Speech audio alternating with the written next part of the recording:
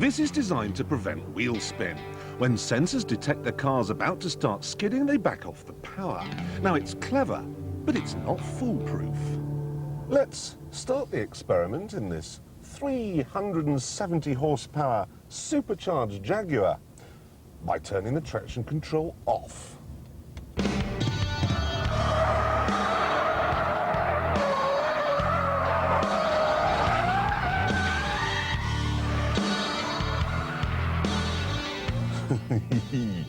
Well, that's half the tyres gone, so now let's just pull over before we use the other half and turn the traction control back on again.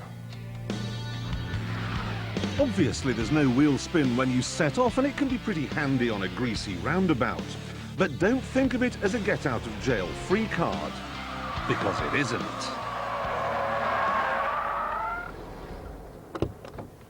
Now, what happened there is actually very simple to explain. I saw the corner tightening up, I panicked, and I lifted my foot off the accelerator. That upset the balance of the car, pitched the nose forward, and caused the spin. Now, obviously, the traction control saw that it was happening, tried to back the power off itself, but I'd already done that. The human brain works faster than a car's onboard computer. Now, there are some systems, like you get on the new BMW 3 Series, that get round that, and they're worth every penny.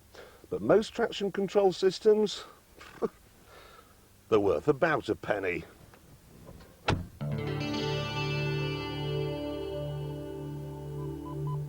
As you're backing up, the car beeps to tell you how close you are to the wall. On a BMW, this system costs £340. Now, if you have arthritis, it's a good idea. But if you don't, here's a cheap plan. Just turn round and spend your money instead on something useful.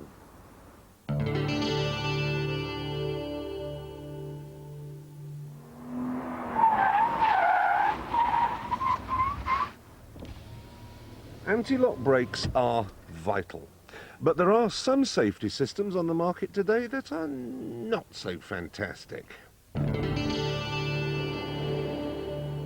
Now, if you have a crash, your head smashes into the steering wheel and you end up looking like Andrew Lloyd Webber. Now, an airbag prevents this, so it's a good thing. However, this Merc has 8 airbags. There's one for the passenger, but why? What's the passenger's head going to hit? Then it's got them in the doors and in the roof. It's like a bouncy castle on wheels. You could turn off the ABS, drive like a maniac, have a crash. Kids would love it. I'm guessing now, but if a steel spike shot out of the dash when you had an accident, you'd drive more carefully and spend more time looking where you were going.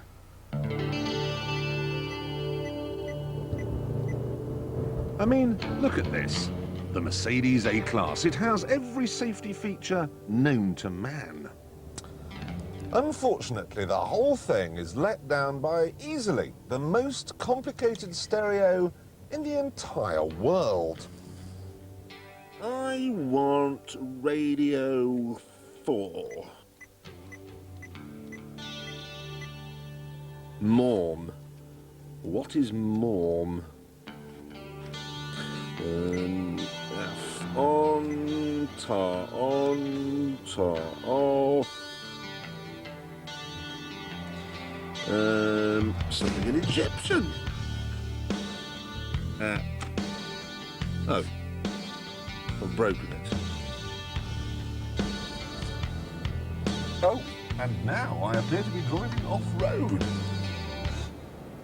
But it's not surprising. What I want from a radio is big buttons. I don't want morm. I don't know what it is, but I know I don't want it. I do, however, want satellite navigation at this point. Or rather, I would want it if it worked and were a little cheaper. My advice on space guidance is wait. Manual gearboxes are favoured by keen drivers. Automatics are favoured by those who just want to get around. And this Porsche has neither. The system costs £2,800, and here's how it works. If I have the lever here, I've got a full automatic, which is very nice.